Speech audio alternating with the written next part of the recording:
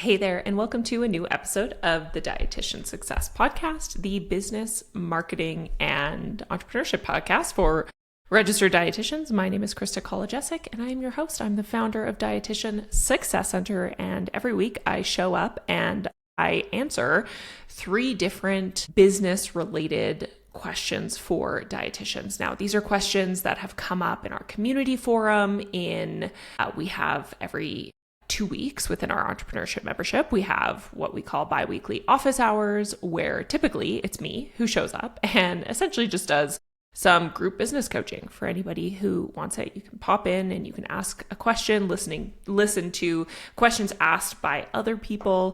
And so these are questions that have come up in that forum as well, or they're just discussion points that we see dietitians talking about in the online space somewhere. So this podcast is always really intended to provide you with just a great resource for free marketing and business information for dietitians, because it was really created to be that thing that I wished was there when I started my dietitian business 5 years ago. So today we are talking about marketing without burnout.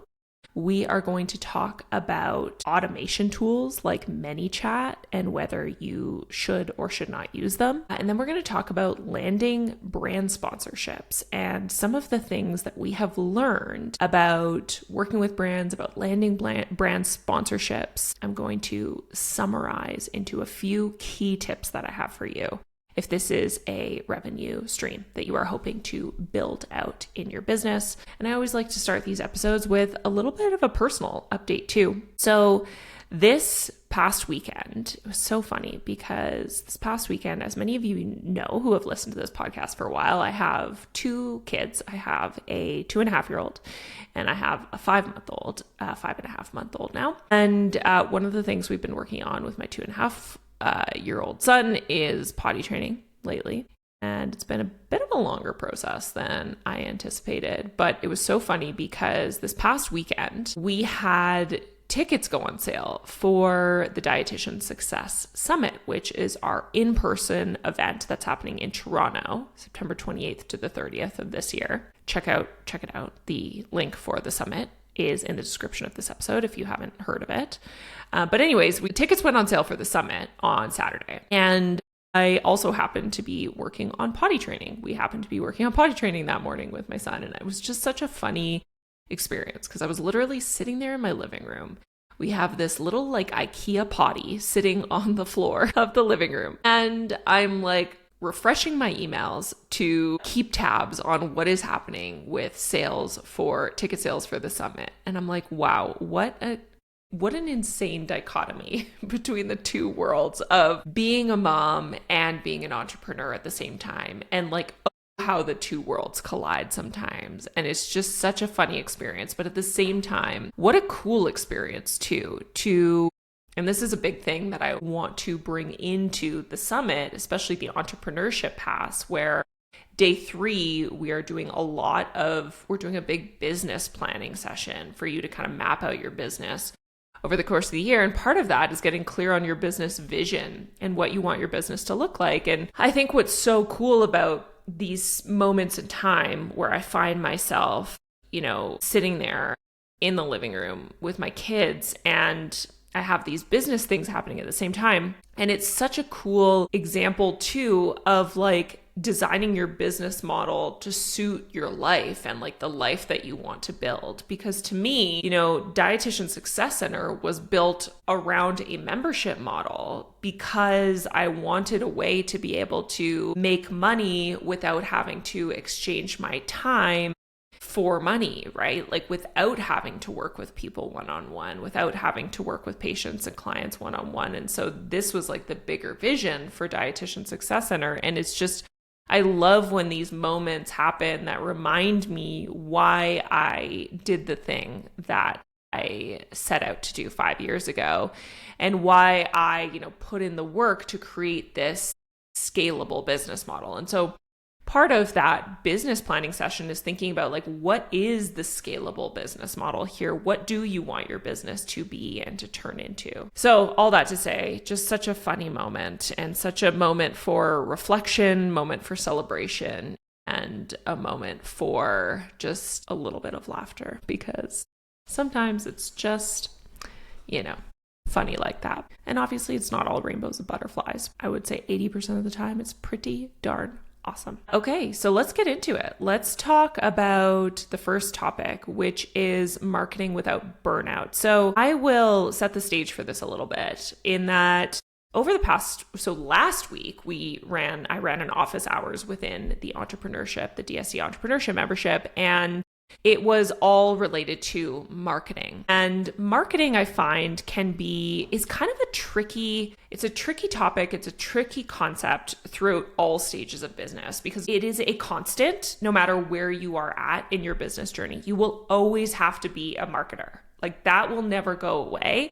It will be something that you will have to learn, and you'll have to improve, and you'll have to get better at over time, but it is always going to be there. And so I actually want to start talking about this with like a little bit of tough love, not in the tough love sense, but more in the like, I'm here to be your coach sense. And what I want to say about marketing is an essential piece of your business.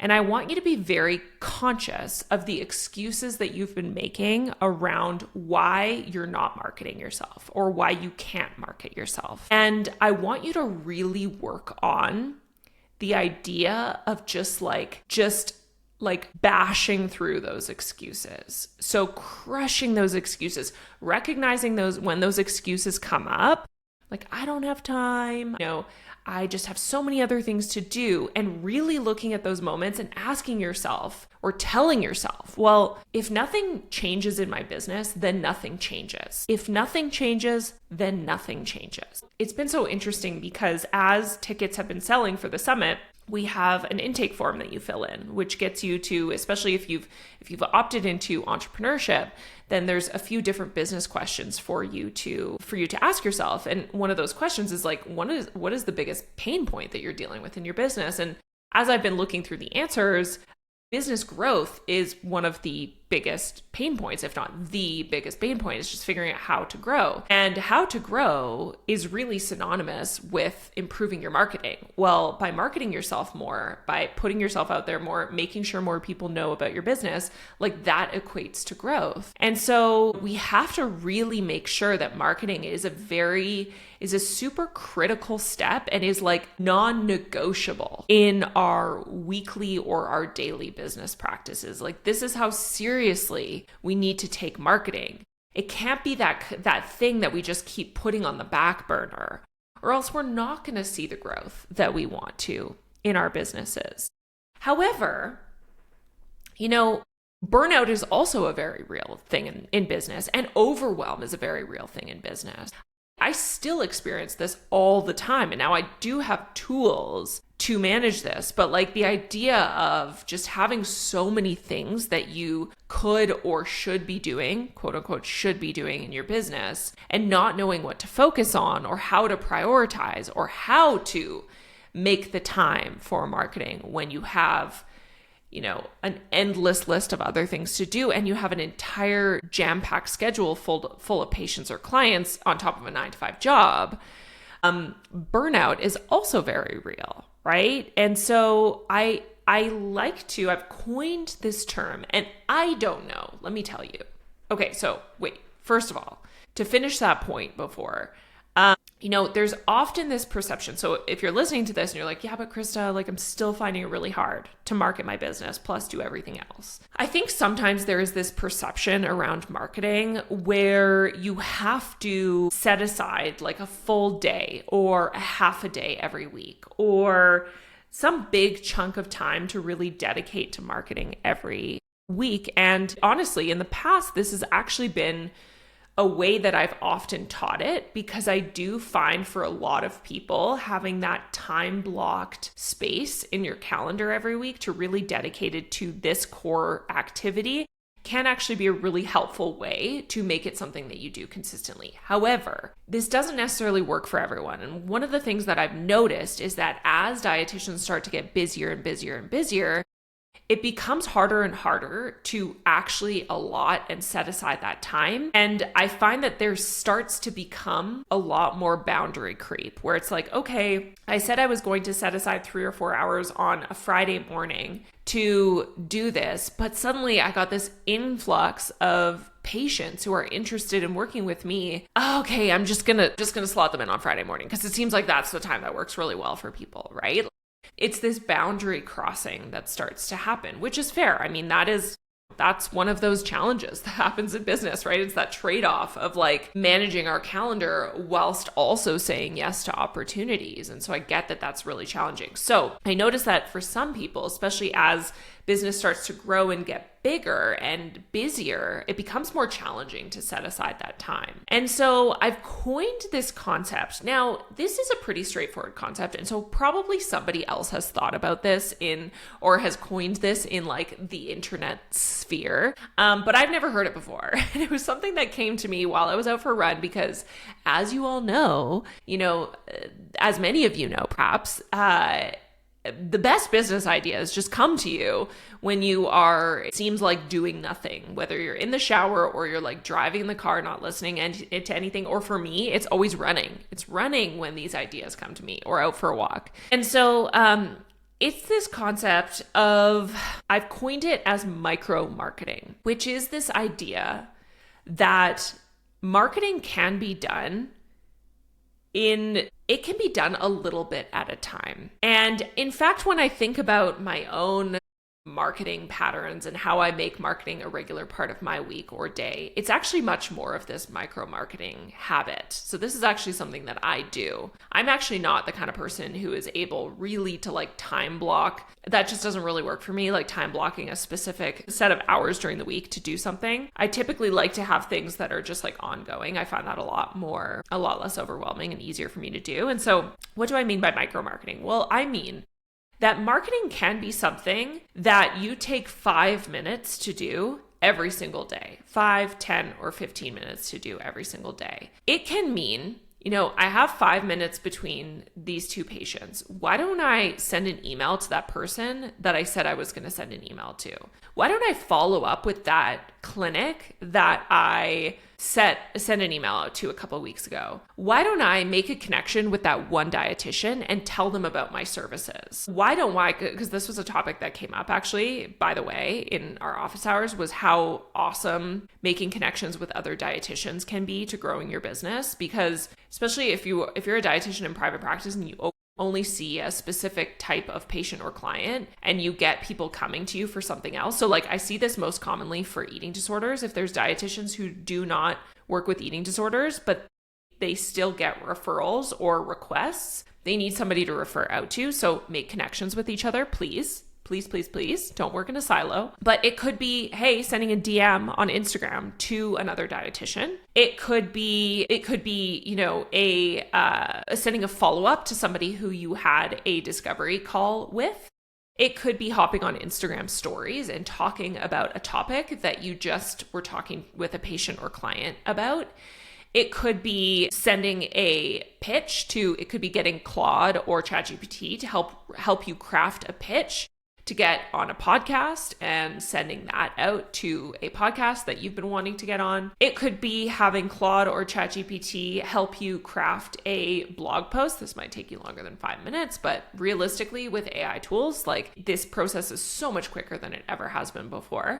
Even getting it to help you generate a list of keywords that you can then use then you can use AI tools to help you craft a blog post and posting that on your website.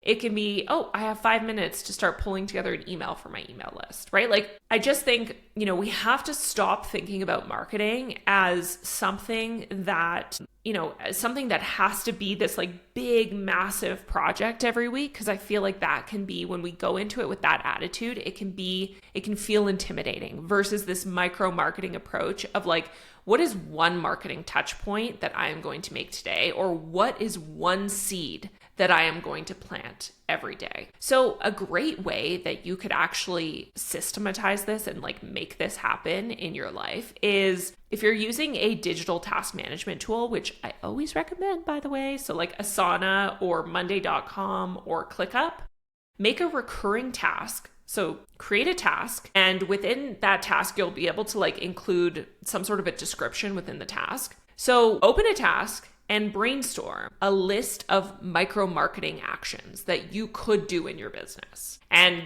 you can get ChatGPT or Claude to help you with this, whatever AI tool you use. Help you generate a list of micro marketing tasks, and then set that task up so it shows up in your calendar every single day, or it shows up under your list of tasks every single day. And it's like a 5 to 10 minute, what is the micro marketing thing that I am going to do today? And then once you've done it, you cross it off your list. Because let me tell you, doing that, though it seems so small, 5 or 10 minutes every day, every time you market yourself, whether it's a small action or a big action, you are planting seeds. And doing that 5 to 10 minutes a day, you are going to get so much further, like 3, 6 months, even 30 days from now, than you would have if you keep avoiding the task altogether. If you keep avoiding marketing altogether because you feel like it's this big thing that is in your calendar that you're just never doing. And so I love this concept of like, make it something easy, make it something simple, make it something you can do every single day. Okay, so that was the first topic, which is how do we market ourselves without burnout, i.e. micro marketing. Now, I want to take a quick pause before I get into the next question. And I want to talk about the sponsor of this podcast episode. So you all know, if you've been a long-term podcast listener, that we love working with Practice Better. Practice Better has become just such an amazing partner for us, and it's such a natural tie-in with our audience because our audience already uses Practice Better. And as we get so many new dietitians who are starting businesses, they are looking for EMR platforms. And so we always recommend Practice Better. And I actually want to share a quick story because this literally just happened in the DSC community, where a dietitian who was brand new to business came into the community forum, and they were talking about the fact that if you are new to business, I'm sure this is relatable to you. I'm feeling overwhelmed with all the things I need to do to start my business. And I have someone who wants to refer a client to me, but I don't know what I should do because I don't have my website set up. I don't have my social media up and running. So like, what is the bare minimum I need to set up in order to actually work with this client? Because I don't want to miss this opportunity. And so this discussion was happening in our community, and hands down, there was a whole bunch of dietitians chiming in. I chimed in, and hands down, the answer was set up your Practice Better. Just get your EMR set up Practice Better, and that is it. And so for this person, within honestly what felt like hours, she had her Practice Better account up and running. She was able to send that booking link directly to that prospective client. She didn't have a website. She had no social media. She had no fancy tech stack. She just had Practice Better, and she was open for business. She was able to work with that client virtually and in a secure way. Honestly, never has it ever been easier to get a private practice off the ground as a dietitian. So this is why we love the work that we do with Practice Better. And this is why we recommend it to every dietitian who is just getting started. It's genuinely that simple, and it really is designed for the solopreneur dietitian.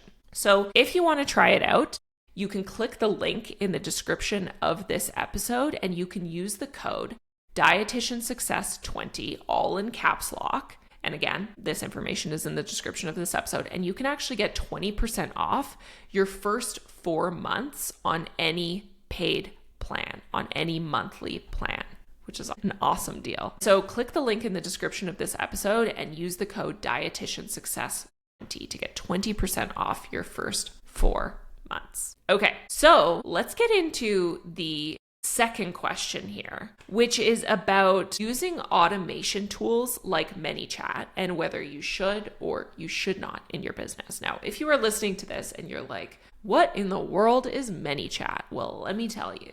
Okay. And let me also say that, just as a little teaser, ManyChat has been an incredible asset to our business. ManyChat has been one of the probably most helpful tools we've used over the last year. Okay, so let me tell you about it. ManyChat is what makes it easier for you to get people to take an action off of your Instagram account. So the goal with creating content on Instagram is to ideally direct people off of Instagram and get them onto your email list. Like truly, that's really like the main goal. And why is that? Well, because how we actually sell and market services is so much more effective via email list. I've talked about this like a bazillion times on the podcast. You can go back to past episodes where I talk about email marketing. But email marketing is so much more effective for selling and marketing in your business. And so our goal should really be that we are using Instagram as like a top of the funnel strategy. Last week I talked about marketing and sales funnels. So top of the funnel strategy where you are finding people, you're becoming discoverable, you're bringing people into your world. But then our goal really from there should be then to convert them to our email list, because we are trying to, again, get them off of Instagram, get them onto our email list. And so how do we do that? Well, in the past, what we would have to do is we would have to use our bio, because as you know, on Instagram, you have a bio and you can add a link to your bio. So in the past, we used to have to direct people to the link in our bio in order for them to then download our free resource, which is what is the thing that would get them to join our email list. So as an example, we have like our freebie lead magnet is our DSC starter kit, which includes our access to our free community forum, and it includes access to a bunch of different tools and resources for dietitians. So some client handouts, a PES statement cheat sheet, a motivational interviewing cheat sheet, a whole bunch of things. So this is our free lead magnet. And in order to get access to all of that, you have to join our email list. And so in the past, what we would have to do is we would always have to say, whenever we're creating content, we'd have to tell people to go to the link in our bio in order to download that freebie. Now, why is this less effective nowadays? Well, it's less effective because most people aren't reading captions anymore, right? Like, when's the last time you actually like read an Instagram caption? And you can't include links in an Instagram caption, which is so annoying, right? So even if you do read an Instagram caption, there's nowhere for you to be able to like click a link to go somewhere. So we would always have to say if you're posting like a reel or an Instagram post, okay, like, but here's my freebie. And so click the link in my bio. So that would require a 2-step process where somebody would have to watch the reel or, interact with the post and read through the caption and then go back to your main feed or your main profile and click the link in your bio. Now, people just do not have the patience for that anymore. And so now we have tools like ManyChat, which help us to just streamline this process so we can meet people where they're at. We can make it way easier for them to opt in to whatever really valuable tool or resource it is that we are providing in order for them to be added to our email list. And so what we can do then is we can link ManyChat to our Instagram account, and we can set it up so that there are triggers where when somebody does the trigger, it will actually send them a DM. It will automatically send them a DM that then can get them to join our email list super seamlessly. So for us, what this looks like is we've set it up so that when somebody comments or DMs us the word starter, then there's this whole trigger process that happens automatically behind the scenes. When somebody says the word starter, we send a DM that says, hey, so happy to have you in our little corner of the internet. You can join our free starter membership for dietitians to access client handouts, practitioner guides, and our Dietitian RD2B community forum. Tap to join. And it's just a button that they then tap. So do you see how much easier that is for somebody to be able to opt in than having to go through a disjointed process of getting them to click the link in your bio? And we've become, like, as consumers of content, we have become used to this too, because I'm sure you've seen that, right? You've seen that more on Instagram where people are like, just comment starter in order to, or just comment whatever, chives to get this recipe from me. And so it's just a way easier way to get people the information and the content that they need. And actually, I love the usage for recipes. Like, I've seen this a lot on Instagram where it will be like, because there's nothing more painful than when you see a reel for a recipe that you're like, I really want to make this. But then you have to go back to the person's website. You have to click the link in their bio and go back to their website and try and sift through their recipes to find this recipe that you actually want. Instead, you could set it up so that it's like, okay, comment on this post chives, or send me a DM chives, and I'll send you the direct link for this recipe. Chives. I really love that. That was the first word that came to my mind, the first nutrition related word that came to my mind. But it can be a really great way to just like streamline your content and make it easier than ever for people to be able to access your content. So all that to say, like, this is something that has worked just super, super well for us. And it has been just a huge driver of people to join our email list. Like, we've noticed a massive uptick in people joining our email list, specifically off of Instagram, when we started using ManyChat. And ManyChat does have a free plan. If you don't want to invest in another tool, that's totally okay. There's a free plan, and it just means that it's limited in the times it will run every month. So I think it starts with like 25 free runs. So that means that you essentially can get 25 people opting into your email list every month. But that's fine. I mean, if you're just starting out, you're starting from zero, then that can be a really great place to start. So yeah, it's just a good way to make your Instagram content more accessible, easier for people to access, more people joining your email list, more views on your blog posts, or whatever you're trying to direct people to. So that's really fun. The other thing that we do too, and this is something we've started to do and it's worked really well for us, is you can actually, when somebody follows you, you can actually auto send them a DM. And so this can be a really great way to be able to start the relationship building. So now, like, when somebody follows us, we have an auto DM that sends to them that is essentially just like a warm outreach where we are telling people about who we are, how we can help them, and giving them a free tool. So we always want to lead with value here. That's the most important thing. Like, never like use this as an opportunity to pitch people. That's not what we're trying to do. We're not trying to sell anything. So what we say is hey there, thanks so much for the follow. We're here to answer any questions you have about us and the work that we do. If you're a dietitian, an RD2B, or a diet tech, we have some free tools to help you save time and build confidence.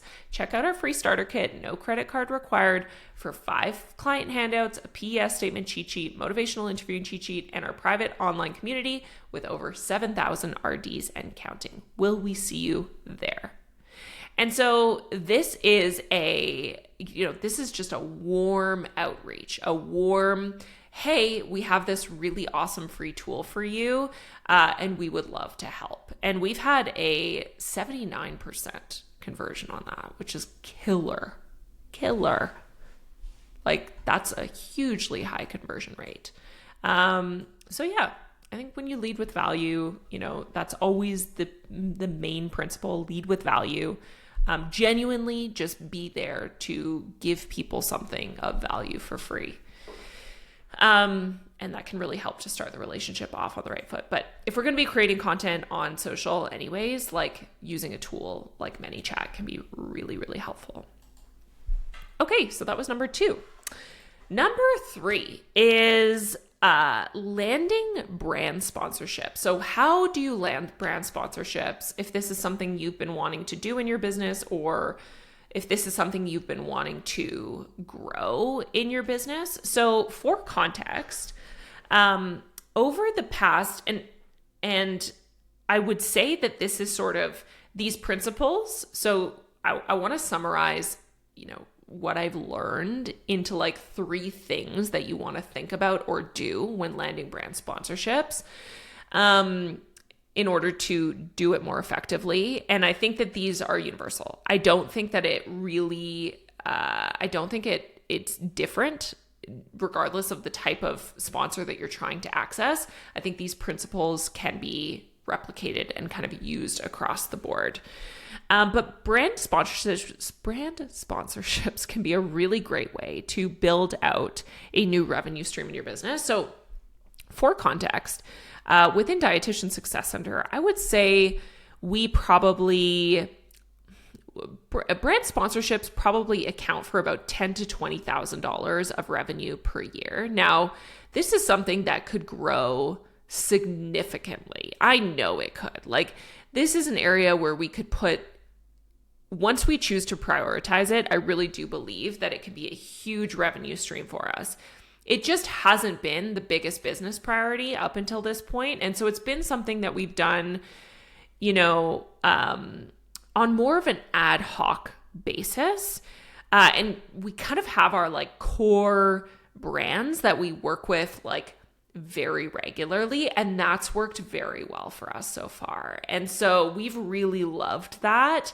But again, I think it's something that we could absolutely grow moving forward, because there's always brands that want to access the audience that you serve. And so it's a great way for them to be able to market themselves essentially through your channels, right? They are utilizing your platform to be able to find more of their own ideal clients. That's why it's such a great return on investment for brands. But I hear a lot of times from dietitians, like, where do we start? What does that look like? Like, what does that even look like in terms of getting that set up or growing that as a channel?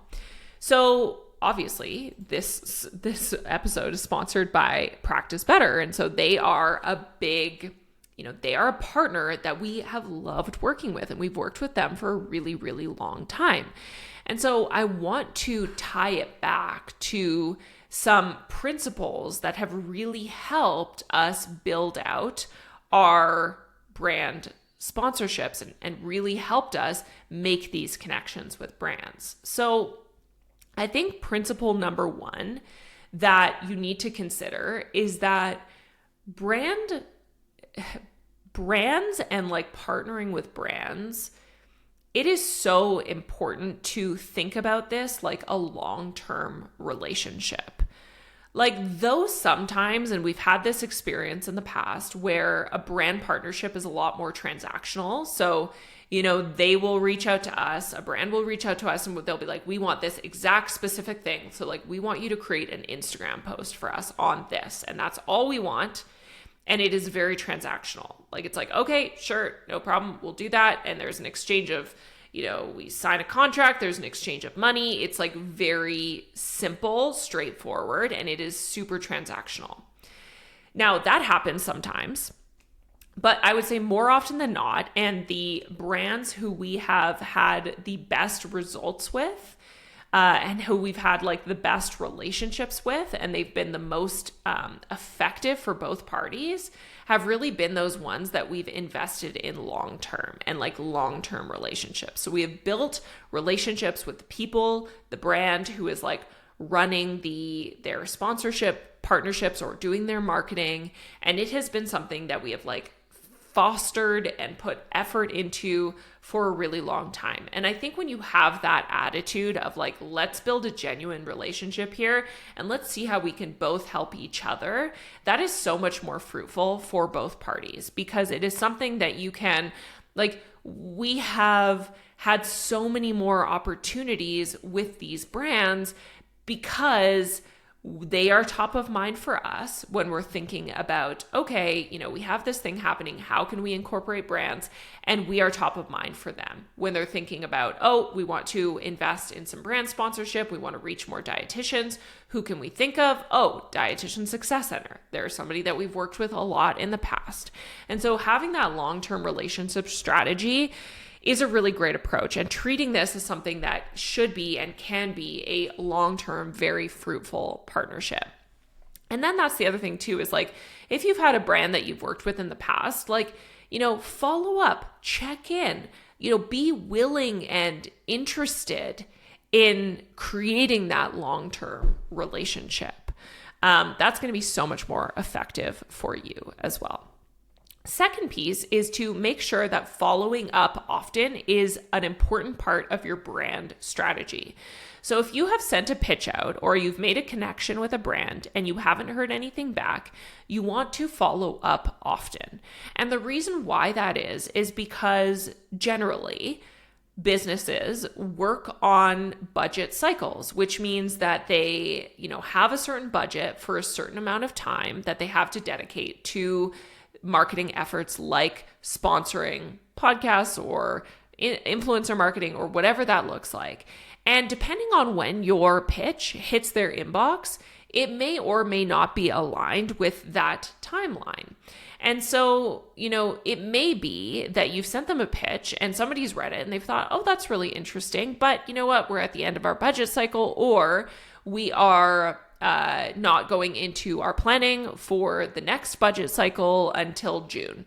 And so, if they don't write down your contact information and make a note to follow up with you, then you might be off the radar. And it might just take you following up and your email hitting that inbox at the right point in time for that to be a possibility for them. And so you have to follow up. That's just how it works in business. It's so important.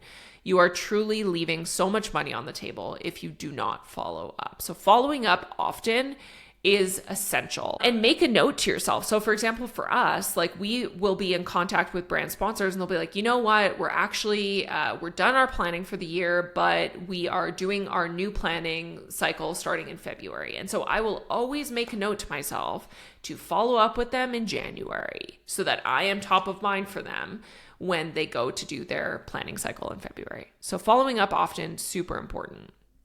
Now, the other tip that I would absolutely recommend is to think about how you can offer higher value packages versus one-off sponsored items.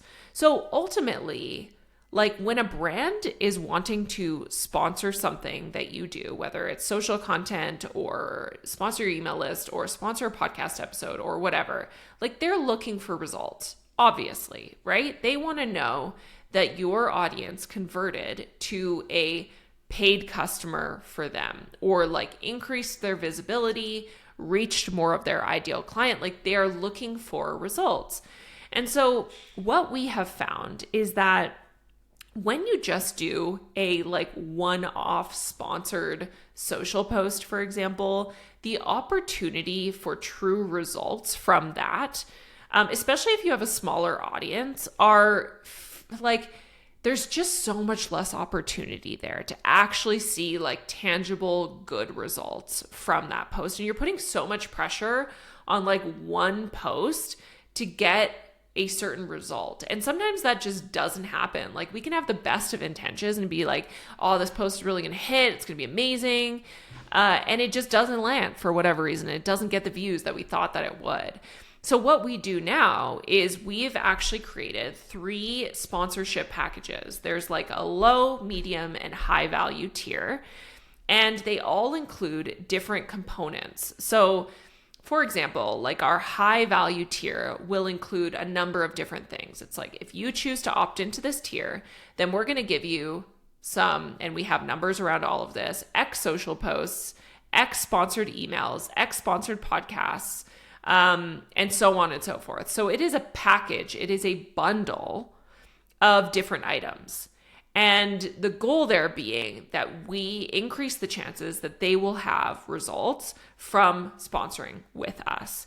And so consequently, when they have results, they're going to want to sponsor with us again. So it's a win-win in both scenarios. So that's how we like to do it. And that has worked really well for us. So I highly recommend that that's the approach that you take. You know, if you have a brand reach out to you, And even if they're like, hey, and we've done this before too, where it's like a brand will reach out and they'll be like, hey, we want to do a sponsored post with you. And we'll go back to them and we'll be like, well, actually, have you thought about something else? Have you thought about this? Like, we found that this has been the most effective for getting brands results. And sometimes they'll be like, oh yeah, that sounds great. Let's do that. Or sometimes they'll be like, no, we just want to do our post, which is fine. That's totally fine too. You can choose whether you want to do that or not. But have the conversation, because I think that is one of those things where, when you're offering higher value packages, you have the opportunity to charge more for that too, which can help your, obviously, business revenue as well. So, okay. Love this topic. I think this is a great topic. If you are listening to this episode and you are somebody who, is in our entrepreneurship membership and you are curious about this, like, bring it to our next office hours and let's talk about it. Let's talk about how you can build brand sponsorships into your own business model and what it looks like to get started there. Okay, so I hope that you enjoyed this episode. If I can make a small ask for you to, if you've enjoyed this episode, if you've gotten some value out of this podcast, I would love if you could share it with your friends, your dietitian colleagues, anybody who you know who may be interested in business and entrepreneurship, or share it on your social platforms too, on your stories. That would be so helpful for me, on LinkedIn. That's really the most effective way that we have to be able to share about this podcast. Every week I love to show up and I love to do this for free. I love to just provide free value. And I want to get this into the hands of more dietitians. So if you feel so inclined, if you've enjoyed this episode, I would just so appreciate it if you could share it in whatever way works best for you. Okay. With that, I hope you have an awesome week and I will see you in the next episode.